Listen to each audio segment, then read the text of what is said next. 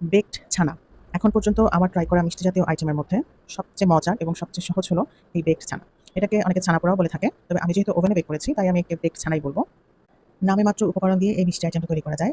যারা ছানা দিয়ে তৈরি অন্যান্য মিষ্টি আইটেম বানাতে ভয় পান তারা অবশ্যই এটা একবার বাসায় ট্রাই করবেন। প্রথমে ১ লিটার ফুল ফ্যাট গরুর দুধ চুলায় বসিয়েছি। দুধ বলক উঠবে না, তবে বলক ওঠার মতো অবস্থা হবে। এরই মাঝে আমি ২ টেবিল চামচ সিরকা এবং ২ টেবিল চামচ পানি দিয়ে একটা মিশ্রণ তৈরি করে নিয়েছি। দুধটা যখন বলক উঠবো করছে, ঠিক ওই অবস্থায় চুলাটা বন্ধ করে দিয়ে আমি অল্প, অল্প করে ভিনেগারের মিশ্রণটা দিয়ে দিব। সম্পূর্ণ মিশ্রণটা একবারে দিবেন না, কারণ অনেক সময় সম্পূর্ণ মিশ্রণটা কাজে নাও লাগতে পারে। তাই এক হাত দিয়ে অল্প, অল্প করে ভিনেগারের মিশ্রণটা দিতে থাকবো আর আরেক হাত দিয়ে চামচ দিয়ে নাড়তে থাকবো। আমার সম্পূর্ণ সিরকার মিশ্রণটা প্রয়োজন হয়নি, তার আগেই ছানাটা কেটে গিয়েছে। ছানাটা গরম থাকা অবস্থায় ছেঁকে নিব এবং ঠান্ডা পানি দিয়ে কয়েকবার ধুয়ে নিব, যেন সিরকার গন্ধ এবং যে টক ভাব সেটা চলে যায়।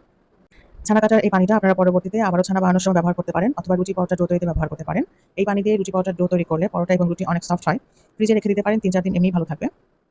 ছানাটাকে খুব ভালো করে ঠান্ডা পানি দিয়ে ধুয়ে নিব, যেন গরম ভাব এবং যে টক ভাব সেটা চলে যায়।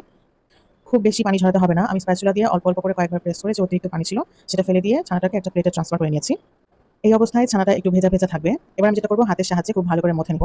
ঠিক হাতের এই অংশটা দিয়ে ছানাটাকে আস্তে, আস্তে প্রেস করে মথে নিব। এতে করে ছানার টেক্সচারটা খুব স্মুথ হবে। মোটামুটি ৪-৫ মিনিট সময় নিয়ে ছানাটাকে মথে নিয়েছি। এবার আমি এখানে কিছু শুকনো উপকরণ যোগ করব, যার মধ্যে ছিল ১ টেবিল চামচ ময়দা, ২ টেবিল চামচ গুঁড়ো দুধ, ২ টেবিল চামচ চিনি এবং ১ চামচ ঘি, এবং সবকিছুকে একসাথে খুব ভালোভাবে মিশিয়ে নিব। মিশানোর এই পর্যায়ে ছানাটাকে একটু বেশি স্টিকি মনে হতে পারে অথবা পানি, পানি ভাব চলে আসতে পারে। ভয় পাওয়ার কিছু নেই। আমরা যেহেতু বেক করব এটা, তাই পরবর্তীতে সমস্যা হবে না। সবকিছু একসাথে খুব ভালোভাবে মিক্স হয়ে যাওয়ার পর আমি এটাকে একটা কেক মোল্ডের মধ্যে নিয়ে নিব। মোল্ডে আমি আগে থেকেই ঘি ব্রাশ করে তার উপর একটা বেকিং পেপার বিছিয়ে দিয়েছি। এবার ছানার মিশ্রণটাকে হাতের সাহায্যে মোল্ডের ভিতর সমানভাবে স্প্রেড করে দিব। আপনারা চাইলে চুলায় বেক করতে পারেন। চুলায় আমরা যেভাবে কেক বেক করে থাকি একইভাবে বেক করা যাবে। তবে আমি আজকে ওভেনে করেছি। ১৯০ ডিগ্রি সেলসিয়াস তাপমাত্রায় ১০ মিনিট প্রিহিটেড ওভেনে ২০ মিনিট বেক করেছি এবং টেম্পারেচার আপ ডাউন উভয়টাই দেওয়া ছিল। ২০ মিনিট বেক করার পর এই ছিল অবস্থা। আশা করছি এই সহজ ডেজার্ট আইটেমটি আপনারা একবার হলেও ট্রাই করবেন। ধন্যবাদ।